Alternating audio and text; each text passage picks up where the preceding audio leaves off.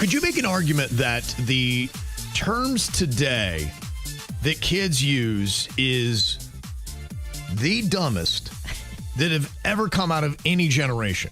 But does every parent and grandparent say that about what the kids and grandkids are saying? Now, they might, but the reason why I make a case for it being very probable is the fact that something has happened where the terms now are things that are nonsensical. Now, we would come up with words that meant something, but you could give an actual definition. And what kind of got me was when we started with the skibbity stuff, and I'm like, what does it mean? They go, it can mean anything. I'm like, what do you mean it can't? It can't mean anything. What are we talking about? This whole conversation is sus. Yes, I hear you. The 6'7" also. It's like even having a 27-year-old female in here, and she couldn't explain exactly what that was either.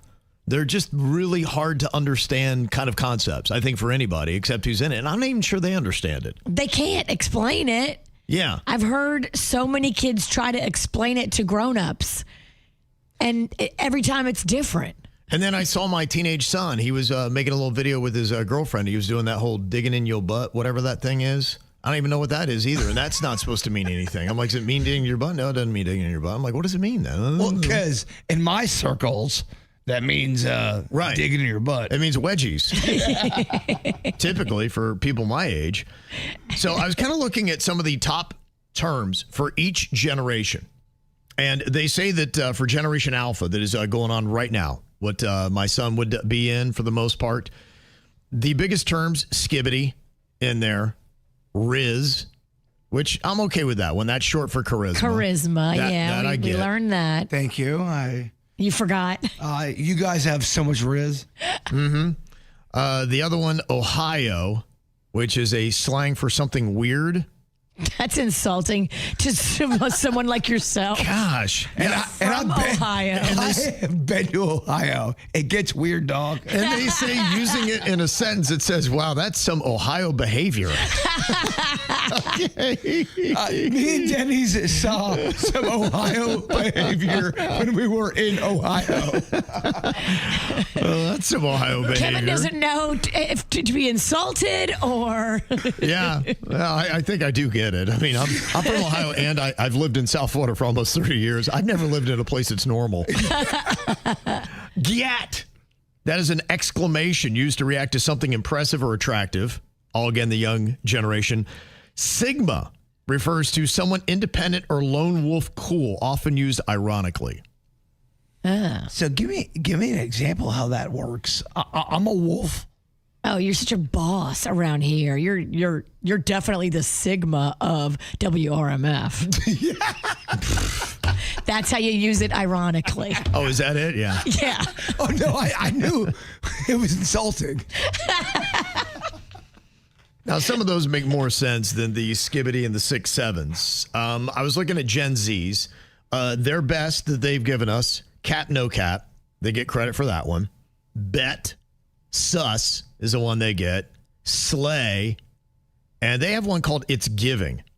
That's used to describe a vibe. I don't think I've heard that one. Have you heard that term? It's giving, yes. And also, oh my gosh, he ate or she ate. Well, let's do a role play. Tell me how we would do this in a conversation. You performed so well when you won the No Name Movie Game. He ate. He left no crumbs.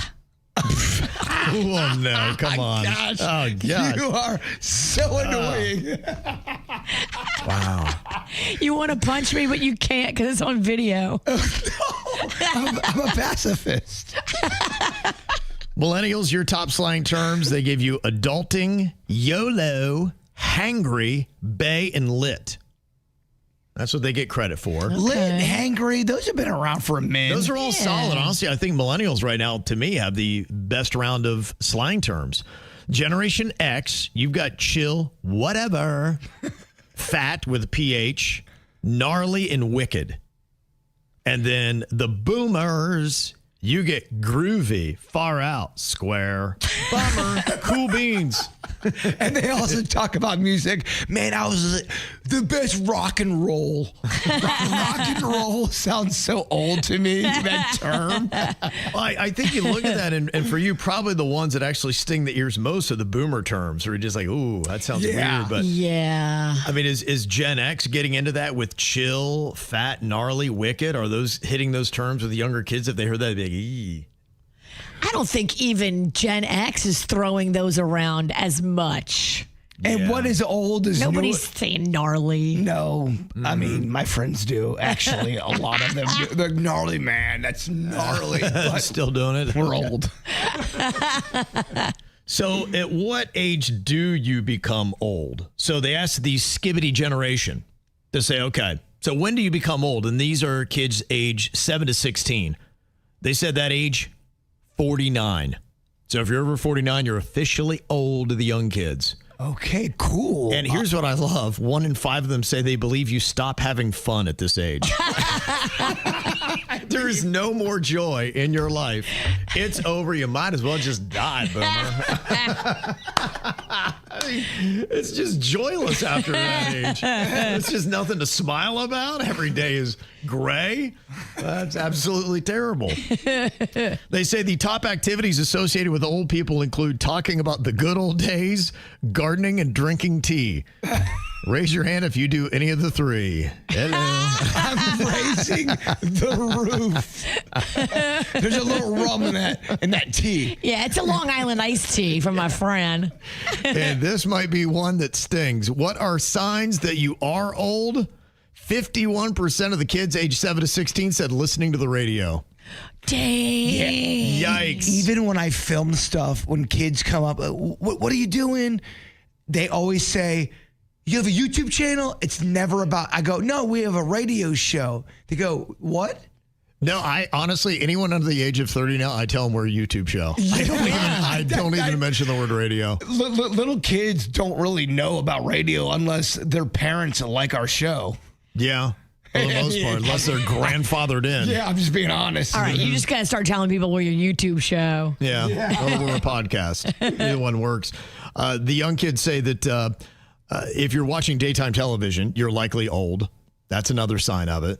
And you think, what kind of programming do they have on daytime television that any kid 7 to 16 now would want to watch? If you Nothing. Yeah, remember how we had to suffer through things like The Price is Right and some of those things that it's not that I guess we probably wanted to. There was just no other options. Yeah, if you wanted to come home, like if you were sick from school, you only had Price is Right and soap operas. That was it.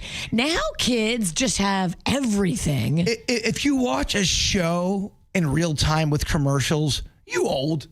Yeah. The other big signs that you're old, according to the young kids today, if you're talking about aches and pains, you old. Moaning about the weather and doing crossword puzzles. I know somebody who does all three together.